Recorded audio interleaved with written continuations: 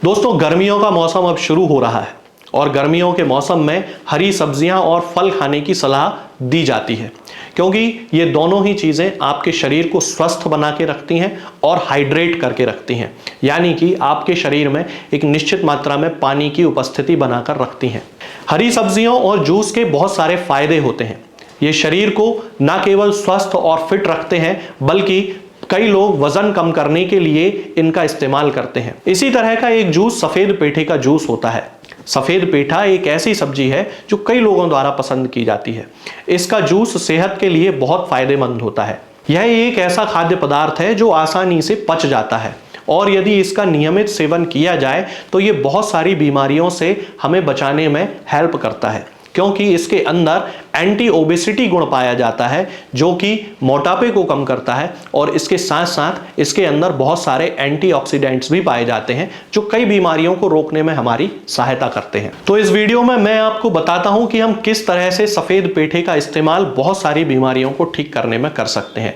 और सबसे पहले आता है पाचन तंत्र को रेगुलेट करने में, यानी कि यदि आपको पाचन तंत्र से संबंधित कोई समस्या है तो आप निसंकोच बिना किसी भय के सफेद पेठे के जूस का सेवन करना शुरू कर सकते हैं।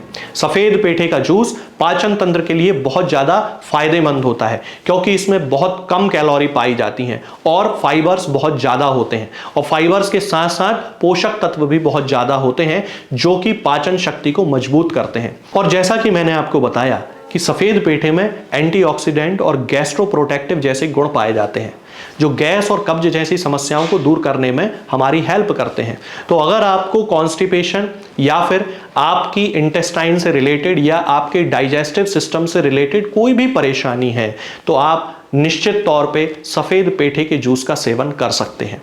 इसके अलावा जिन लोगों को अपना वजन कम करना है वो लोग भी सफेद पेठे के जूस का सेवन कर सकते हैं, क्योंकि सफेद पेठे का सेवन करने से मेटाबॉलिज्म अच्छा रहता है, जिससे कि खाना आसानी से पचाया जा सकता है।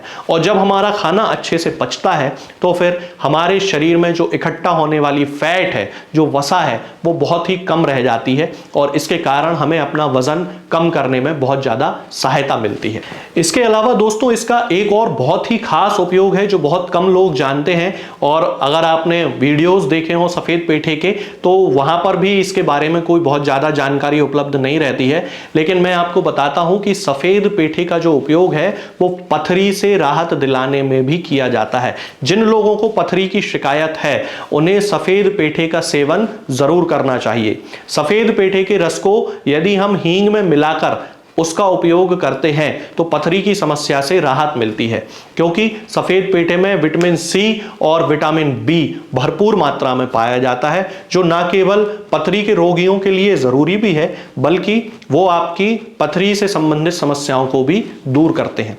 और इसके बाद इसका जो खास इफेक्ट देखने में आता है वो होता है दिल के मरीजों के लिए, यानी कि हार्ट संबंधी बीमारियों के लिए, क्योंकि सफेद पेठे में हाई फाइबर होता है जो कोलेस्ट्रॉल को कम करने में मदद करता है और हृदय के रोगियों के लिए इसीलिए सफेद पेठे का जूस बहुत ही ज़्यादा फायदेमंद माना जाता है।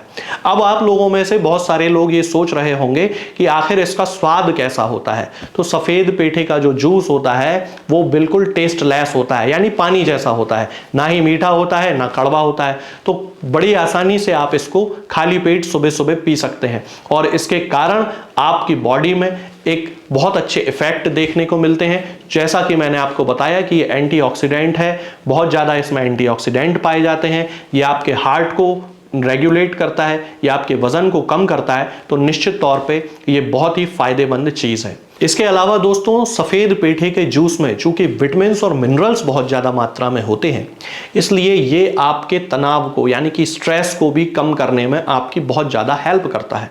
तो इस तरह एक गिलास सफ़ेद पेठे का जूस यदि आप हर दिन पीते हैं तो आपको इन 5 चीज़ों में बहुत ही चमत्कारिक फ़ायदे देखने को मिलते हैं। आज के इस वीडियो में दोस्तों फिलहाल इतना ही। आगे के वीडियोज़ में हम बात करेंगे कुछ नई बीमारियों और उनकी होम्योपैथिक दवाओं के बारे में। तब तक के लिए जय हिंद, जय भारत।